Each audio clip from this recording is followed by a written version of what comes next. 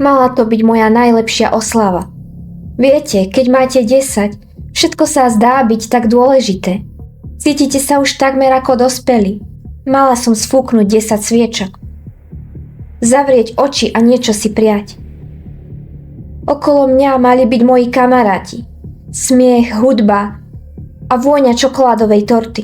Ale namiesto sfúkovania sviečok som sledovala, ako moje telo mizne v plameňoch. Sledovala som, ako ma ľudia, ktorých som ľúbila, rozoberajú na kusy, ako pokazenú bábiku. V tú noc, keď ma v kúpeľni našli policajti, som už nebola dievčaťom. Bola som už len dôkazom, v najhoršom prípade v dejinách Nového Mexika.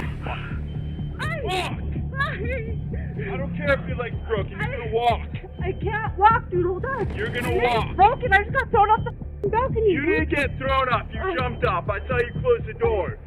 Ale viete, čo je skutočný horor? Moja mama a Fabian policajtom klamali do očí. Vymysleli si rôzne príbehy, len aby zakryli to, že ma v ten večer vymenili za jednu dávku pervitínu. Dnes vám nepoviem len to, ako som zomrela. Poviem vám, ako ma systém, ktorý ma mal chrániť, nechal vrahovi rovno v náručí. A prezradím vám tajomstvo, z ktorého tuhne krv v žilách.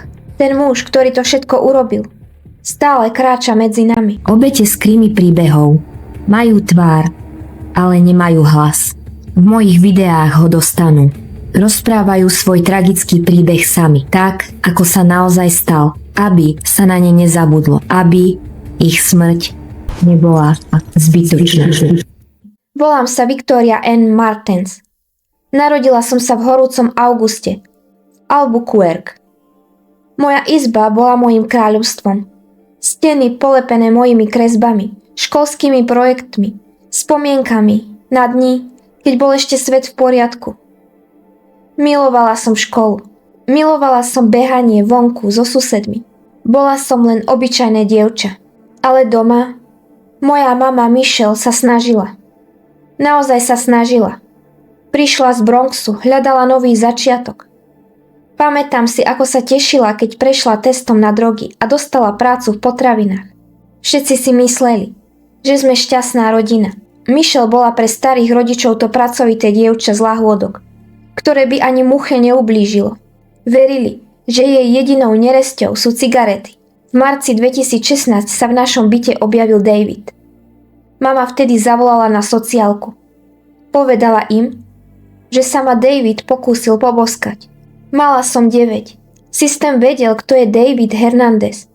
Vedeli, že uchmatol 4-ročné dievčatko z parkoviska a unášal ho v aute, kým ho jej matka nevybúrala z cesty. Vedeli, že zneužíval deti vo vlastnej rodine. Ale viete, čo urobil štát? Nič. Prípady proti nemu zamietali kvôli procesným chybám. Keď sa to mama dozvedela, vyhodila ho. Susedia si vydýchli. Starí rodičia si mysleli, že sme v bezpečí, že sa mi v škole opäť darí a život je stabilný. Myslela som si, že teraz už všetko bude dobre. Lenže potom prišiel on. Fabian. Mama ho stretla na internete. Stačilo pár týždňov a už bol u nás. V našom malom preplnenom byte. Myslela si, že je to dobrý chlap, lebo jej varil a upratoval. Nevidela alebo nechcela vidieť jeho záznamy. 4 napadnutia, násilie na ženách, predal maminu kartu na jedlo a zakázal jej hovoriť s rodinou. A potom prišla jeho sesternica Jessica, rovno z väzenia. Zrazu nás v tom malom priestore bolo priveľa. Vzduch bol ťažký od vecí, ktorým som nerozumela. Cudzie tváre, divné pachy, krík, ktorý sa snažíte ignorovať tým, že si pritlačíte vankúš na uši. Ľudia hovoria, že ma nikto nevidel, ale nie je to pravda. Volali na úrady. 5-krát niekto zdvihol telefón a povedal: pomôžte tým deťom. Moja mama sa bála môjho otca. Iní sa báli o mňa. Zákon v Novom Mexiku povedal, že to poboskanie, že vlastne nie je trestný čin. Povedali, že kým mi nikto skutočne neublíži, nemôžu nič urobiť. Čakali na dôkaz. Čakali, kým bude neskoro. Kým som ja spala, Michelle na internete hľadala cudzích ľudí. Lovila ich. Ponúkala im prístup k nám, k svojim vlastným deťom. Moja izba, kde som si predtým kreslila, sa menila na miesto, ktorému dospelí hovoria dom hrôzy. Fabian povedal mame, že teraz tu bude pánom on. A mama len prikývla. Jessica sa celé hodiny krčila v mojej izbe. Mala v očiach strach, ktorý som vtedy nechápala. Dnes už viem, že bola pod vplyvom návykových látok. Počula hlasy. Bol 23. august 2016. Ráno o 7:30 som nastúpila do školského autobusu. V rukách som zvierala kôpku narodeninových prianí, ktoré mi dali deti. Celý deň som sa usmievala. Kým som v škole písala úlohy, mama a Fabian zháňali drogy. Varovali ich. Ich vlastní priatelia im hovorili: nenechávajte Viktóriu s Jessicou samú. Jessica šalie, má halucinácie. Mama to vedela. Cítila to. Napísala susedke, aby na nás zaklopala a skontrolovala nás. A keďže nestihla pre mňa prísť, napísala starej mame, aby ma vyzdvihla z autobusu. Fabián ju presvedčoval, že je to zbytočné, že som v bezpečí. O 4:30 ma autobus vysadil. Kráčala som domov s tými kartičkami v ruke. Susedia ma videli. Jedna teta dokonca napísala mame správu, že už som prišla domov a že by si ma mali viac všímať. Mama a Fabian sa vrátili až o 5:00. Cítila som z nich alkohol a ten ostrý chemický pach. Mala som narodeniny, ale nikto nepriniesol tortu. Atmosféra v tom byte bola hustá. O 6:00 večer ma Fabian vzal von. Povedal, že mi kúpi sódu. Kráčala som vedľa neho k benzínke a na chvíľu, na ten malý moment som si myslela, že sa snaží. Susedia nás videli, ako sa usmievame. Vyzerali sme ako otec s dcérou, ale v jeho očiach to nebola otcovská láska. Bol tam chladný výpočet. Keď sme sa vrátili, vtiahol ma do zadnej izby. Dal mi $45. Všetko najlepšie, Viktória, povedal, ale jeho hlas bol priškrtený. V tú noc sa Jessica zmenila na niečo iné. Drogy v jej hlave jej hovorili, že ju chcú všetci dostať. Videla som žehličku, počula som krik. Mama utekala cez balkón a Jessica za ňou kričala tie slová, ktoré sa už nedajú vziať späť. Tvoja dcéra je mŕtva a krváca.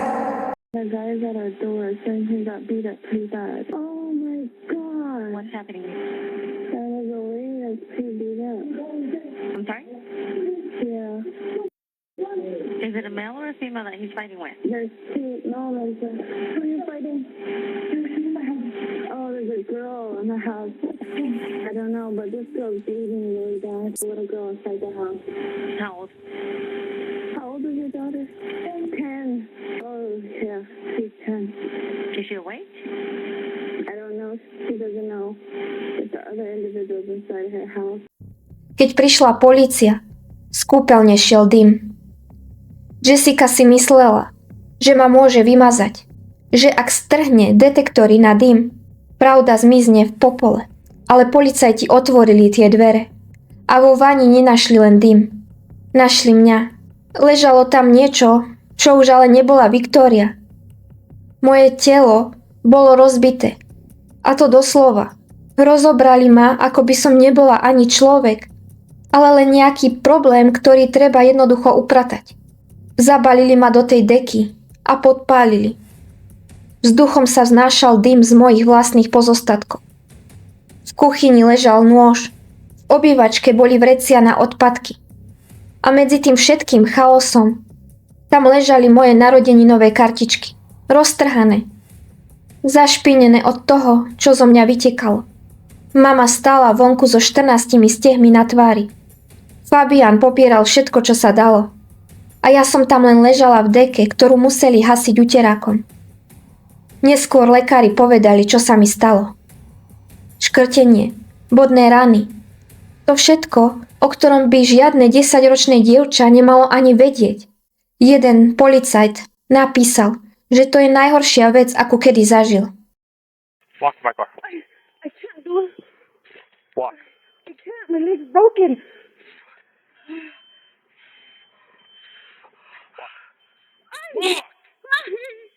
I don't care if your leg's broken. You're gonna walk. I can't walk, dude. Hold on. You're gonna My leg's walk. broken. I just got thrown off the fucking balcony. You dude. didn't get thrown off. You jumped off. I saw you close the door. And you told me you jumped. Come on.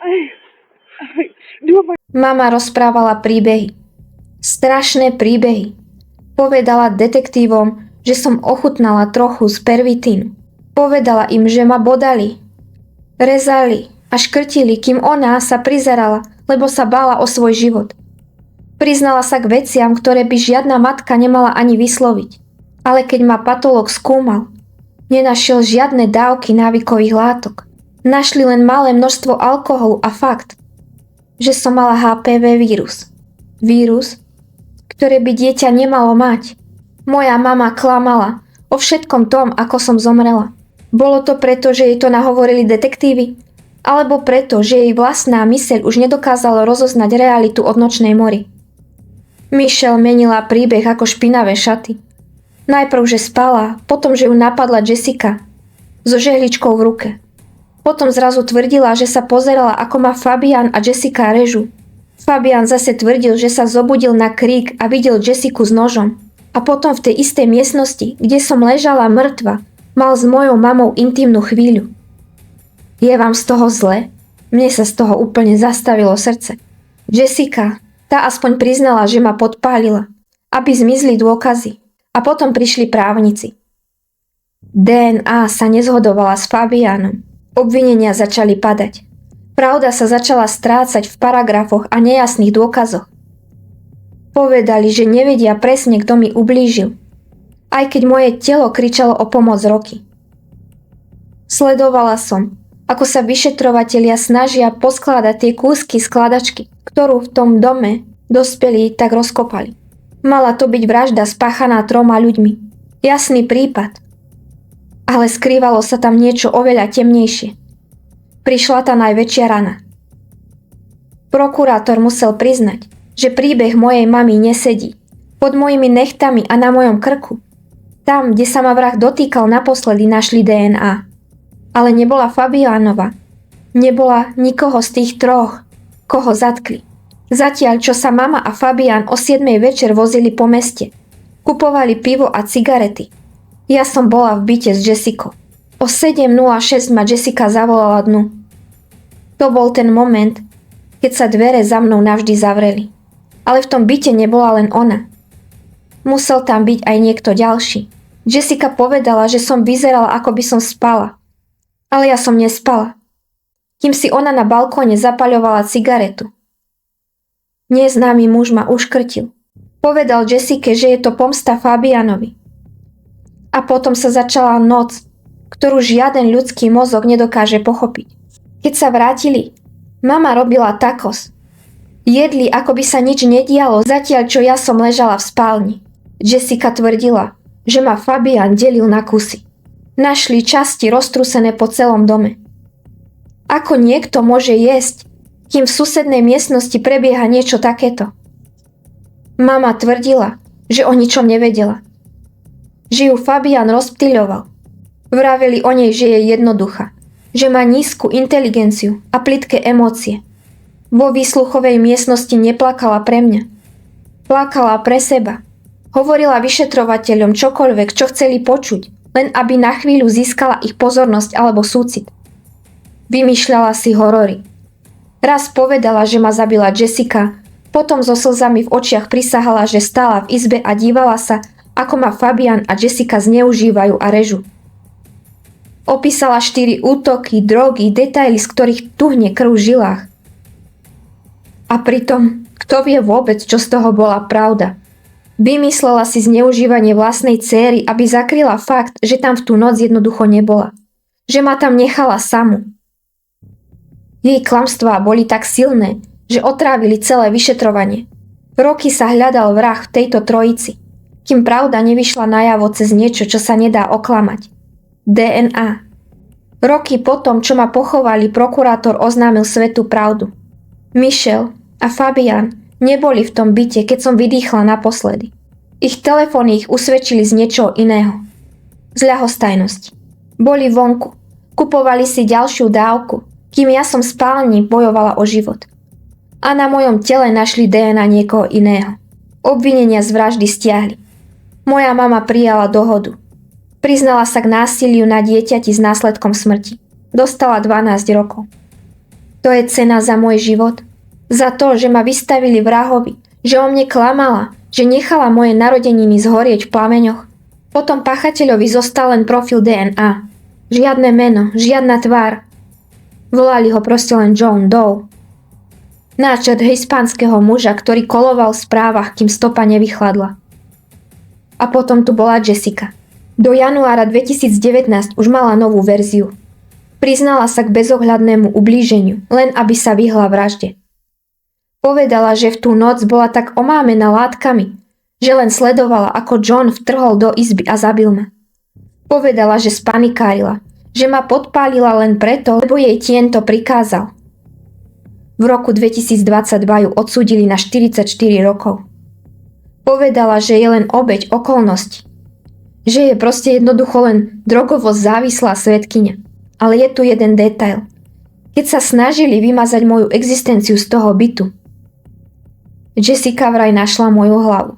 Vyšetrovatelia povedali, že ma pohľadila, že sa na mňa pozrela a povedala mi, že som krásna ako bábika. Nebola som bábika, bola som živé dievča. Mala som narodeniny, mala som sny. A ona ma pohľadila predtým, než ma potom hodila do plameňov. Len kvôli tomu, aby zachránila seba. Takmer 6 rokov potom, čo sa môj život zastavil, sa v Albuquerque opäť skloňovalo moje meno. Tentokrát v chladnej budove súdu. Fabian sedel na lavici obžalovaných. Neprejavil jedinú emóciu. Ani keď mu ukazovali fotky z tej kúpeľne. Ani keď detektív na svedeckej lavici neudržal slzy. Ten silný muž, jeden z prvých, ktorí ma v tú noc našli, plakal kvôli mne. Cítil moju bolesť viac, než tí, ktorí ma mali chrániť. Fabian mal dokonca tú drzosť povedať, že som ho milovala. Nie. Deti nemilujú tých, ktorí ich vymenia za dávku návykových látok. Milovala som bezpečie, ktoré ste mi ukradli. A potom prišla Jessica. Vyziabnutá s mysľou rozbitou drogami. Hovorila o neznámom vrahovi, o 3 ďalších ľuďoch v byte. Kto vie, čo z toho bola pravda a čo len halucinácie. Viete, aké to je, keď o vašej smrti svedčil niekto, kto ani nevie, čo je realita? Je to ako skladať obraz zo stoviek črepín, ktoré do seba nepasujú. 11 hodín sa porota rozhodovala. A potom zaznelo vinný. Vo všetkých bodoch. Za to, že ma Fabian nechal v nebezpečenstve. Za to, že upratoval moju krv. Za to, že mu na mne nezáležalo. Dostal 37,5 roka. Súdkyňa to povedala jasne. Keby ste tam boli, Viktória by tu dnes možno sedela. Ale vy ste tam neboli. Boli ste vonku a hľadali ste svoj ďalší raj, kým vo vašom byte nastalo peklo. A moja mama Michelle? Koncom roka 2018 sa z hlavnej podozrivej stala zlomená postava. Priznala sa proste len k zanedbaniu. A dostala tých spomínaných 12 rokov. Toľko dostala za to, že ma nevidela, že ma nepočula a že ma nakoniec zradila svojimi klamstvami. Plakala, keď prijímala dohodu. Ale ja sa pýtam, plakala pre mňa? Alebo kvôli tým rokom, ktoré strávi vo väzení? Keď ju pustia, bude voľná a môže pokračovať vo svojom živote. Ja navždy zostanem uväznená v auguste v roku 2016. Ale viete, čo je na tom najhoršie? Ten, kto ma skutočne zabil, ten, koho DNA nieslo moje telo, nikdy nebol zatknutý. Profil v počítači je všetko, čo z neho majú. Možno ten pokus o poboskanie vtedy nebol trestným činom, ale bol to prvý klinec do rakvy. Bol to bod, kedy sa systém, ktorý ma mal chrániť, rozhodol, že môj strach nestojí za ich čas. Guvernérka, senátori, generálni prokurátori, zrazu všetci zakladali komisie a menili zákony. Pýtali sa, či zlyhal systém. Áno, zlyhal. Sklamanie prišlo dávno pred tým vrahom s nožom. Prišlo vtedy, keď úradníci dali prednosť byrokracii pred mojou bezpečnosťou. Keď dospelí zatvárali oči, aby nemuseli riešiť nepríjemnú pravdu. Povedali, že teraz môj hlas je hlasom všetkých detí v Novom Mexiku. Moja krstná mama Laura to vystihla presne. Povedala, že sa komunita spojila, aby ukončila tragédie ako tá moja. Na internete sa pod petíciou podpísali 10 000 ľudí. Desiatky tisíc ľudí, ktorých bolel môj osud, hoci ma nikdy nepoznali. Moja smrť priniesla nové zákony, pracovné skupiny a zmeny v systéme. Ako by môj život bol cenou za to, aby sa ostatné deti mali lepšie. Je to trpká útecha, ale ak moje meno v zákonoch ochráni hoci len jedno dievča pred Johnom Doeom, tak môj príbeh mal zmysel. Čo si o tom všetkom myslíte vy? Ako to naozaj skutočne bolo? Budem rada, ak sa podelíte o vaše myšlienky v komentári. A ak chcete počuť aj iné príbehy ústami obeti, dajte prosím odber a zapnite si zvonček, aby sa na naše mená nezabudlo a aby sa niečo také, ako sa stalo nám, už nemuselo stať nikomu ďalšiemu. Volám sa Victoria Martens a ďakujem, že ste si vypočuli môj tragický príbeh.